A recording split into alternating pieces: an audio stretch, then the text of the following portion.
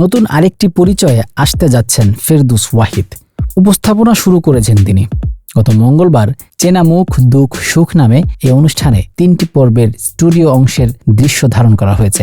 এর একটি পর্বে গায়ক, সুরকার ও সঙ্গীত পরিচালক হাবিব ওয়াহিদের সাক্ষাৎকার দিয়েছেন পপ গানের জনপ্রিয় শিল্পী। অন্য দুটি পর্বে অংশ নিয়েছেন হায়দার হোসেন ও আগুন। উপস্থাপনা প্রসঙ্গে ফেরদৌস ওয়াহিদ মঙ্গলবার বিকেলে গণমাধ্যমকে জানান, 3টা অনুষ্ঠানের রেকর্ডিং করেছি। অন্যরকম একটা অভিজ্ঞতা হয়েছে, আমার কাছে ভালোই লেগেছে, কারণ নতুন একটা বিষয় নিয়ে কাজ করলাম।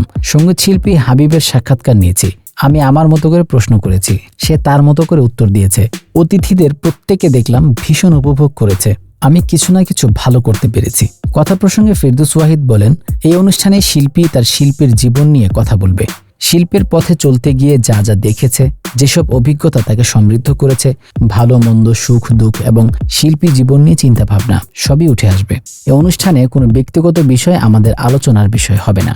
ফাঁকে ফাঁকে শিল্পীর কণ্ঠে গান শোনা হবে। 35 মিনিটে যতটা তুলে আনা সম্ভব। স্থাপনার পাশাপাশি চেনা মুখ দুঃখ সুখ এ পরিকল্পনাও করেছেন ফেরদৌস ওয়াহিদ।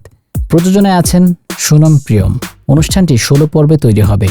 সব ঠিকঠাক থাকলে চ্যানেল আয়ে এই অনুষ্ঠানটি সম্প্রচারিত করা হবে।